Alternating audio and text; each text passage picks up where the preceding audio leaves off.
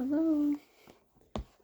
Today's January 25th, 2024, and we have commentary. Negotiations with Pharaoh have failed.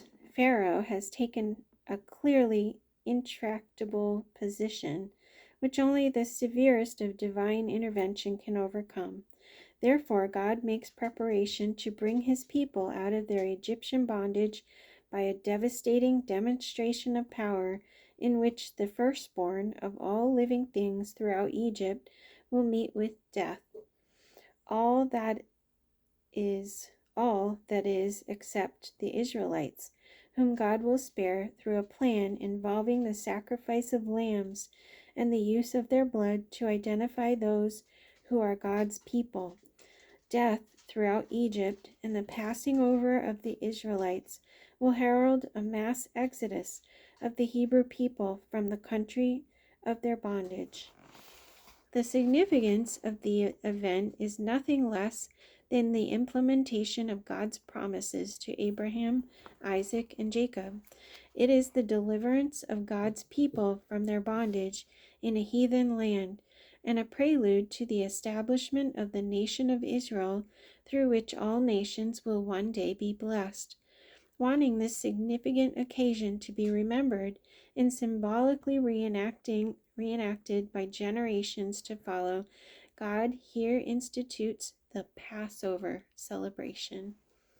Beginning in Exodus 12, verse 1. The Lord said to Moses and Aaron in Egypt, "This month is to be for you the first month of your year. Tell the whole community of Israel that on the 10th day of this month, each man is to take a lamb for his family, one for each household. If any household is too small for a whole lamb, they must share one with their nearest neighbor, having taken into account the number of people there are.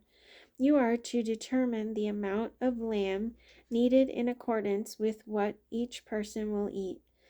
The animals you choose must be year-old males without defect, and you must take them from the sheep or the goats.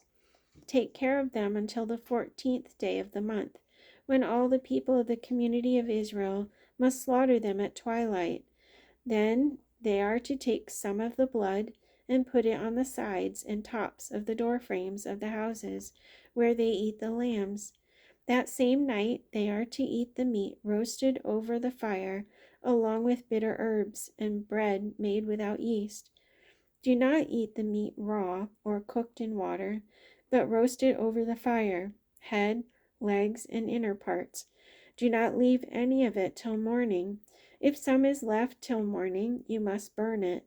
This is how you are to eat it, with your cloak tucked into your belt, your sandals on your feet, and your staff in your hand. Eat it in haste. It is the Lord's Passover. On that same night, I will pass through Egypt and strike down every firstborn, both men and animals, and I will bring judgment on all the gods of Egypt. I am the Lord. The blood will be a sign for you on the houses where you are, and when I see the blood, I will pass over you. No destructive plague will touch you when I strike Egypt.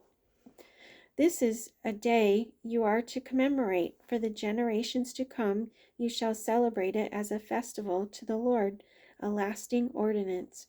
For 7 days you are to eat bread made without yeast. On the first day remove the yeast from your houses, for whoever eats anything with yeast in it, from the first day through the 7th, must be cut off from Israel. On the first day hold a sacred assembly, and another one on the 7th day. Do not work at all on these days, except to prepare food for everyone to eat. That is all you may do. Celebrate the feast of unleavened bread, because it was on this very day that I brought your divisions out of Egypt. Celebrate this day as a lasting ordinance for the generations to come. In the first month you are to eat bread made without yeast. From the evening of the 14th day until the evening of the 21st day. For 7 days no yeast is to be found in your houses. and whoever eats anything with yeast in it must be cut off from the community of Israel, whether he is an alien or native born. Eat nothing made with yeast. Wherever you live, you must eat unleavened bread. The Lord said to Moses and Aaron, "These are the regulations for the Passover. No foreigner is to eat of it. Any slave you have bought may eat of it after you have circumcised him, but a temporary resident and a hired worker may not eat of it. It must be eaten inside one house. Take none of the meat outside the house. Do not break any of the bones. The whole community of Israel must celebrate it. An alien living among you who wants to celebrate the Lord's Passover must have all the males in his household circumcised. Then he may take part like one born in the land. No circumcised male may eat of it. The same law applies to the native born and to the alien living among you." Then Moses summoned all the elders of Israel and said to them, "Go at once and select the animals for your families and slaughter the Passover lamb.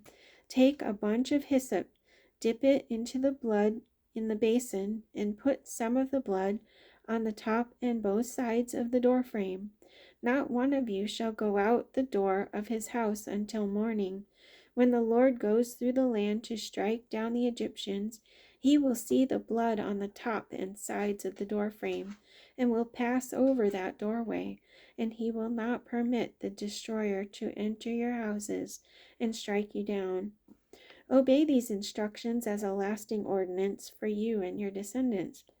When you enter the land that the Lord will give you, as he promised, observe this ceremony. And when your children ask you, 'What does this ceremony mean to you?' then tell them it is the Passover sacrifice to the Lord, who passed over the houses of the Israelites in Egypt and spared our homes when he struck down the Egyptians." Then the people bowed down and worshipped. The Israelites did just what the Lord commanded Moses and Aaron. At midnight, the Lord struck down all the firstborn in Egypt, from the firstborn of Pharaoh, who sat on the throne, to the firstborn of the prisoner who was in the dungeon, and the firstborn of all the livestock as well. Pharaoh and all his officials and all the Egyptians got up during the night, and there was loud wailing in Egypt, for there was not a house without someone dead. During the night, Pharaoh summoned Moses and Aaron and said, "Up, leave my people, you and the Israelites. Go worship the Lord as you have requested. Take your flocks and herds as you have said, and go. And also bless me." The Egyptians urged the people to hurry and leave the country, for otherwise, they said, "we will all die." So the people took their dough before the yeast was added and carried it on their shoulders in kneading troughs wrapped in clothing. The Israelites did as Moses instructed and asked the Egyptians for articles of silver and gold and for clothing. The Lord had made the Egyptians favorably disposed toward the people, and they gave them what they asked for. So they plundered the Egyptians. And on that very day, the Lord brought the Israelites out of Egypt by their divisions. The Israelites journeyed from Ramses to Succoth. There were about 600,000 men on foot, besides women and children. 600,000. Many other people went up with them, as well as large droves of livestock, both flocks and herds.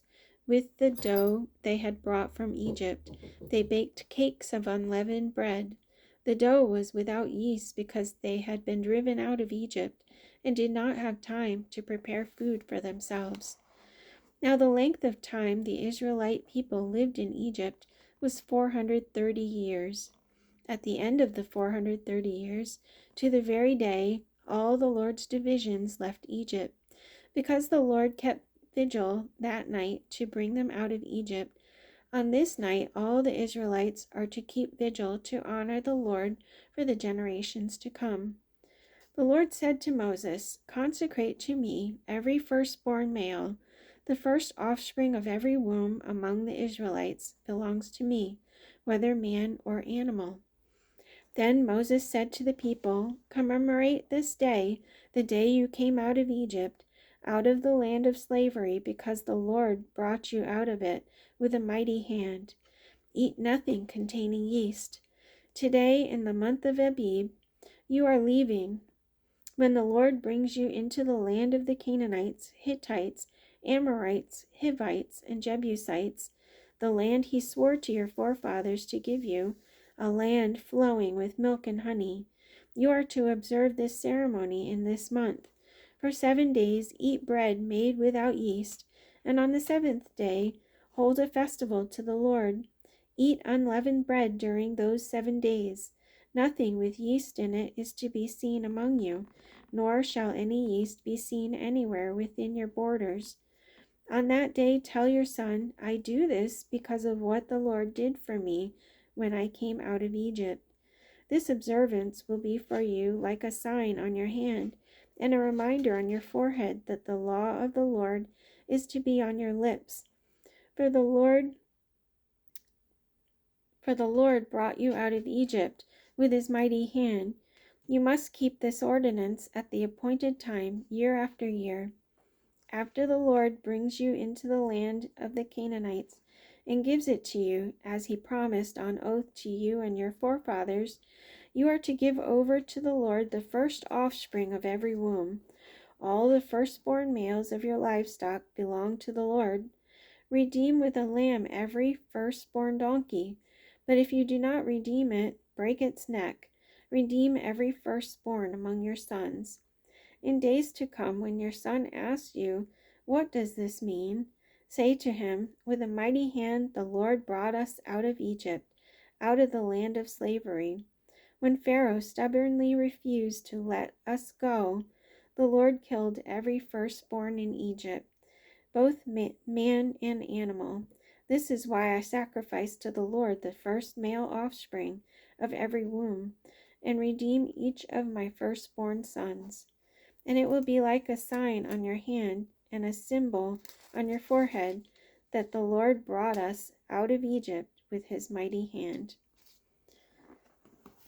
That's it for today. See you tomorrow.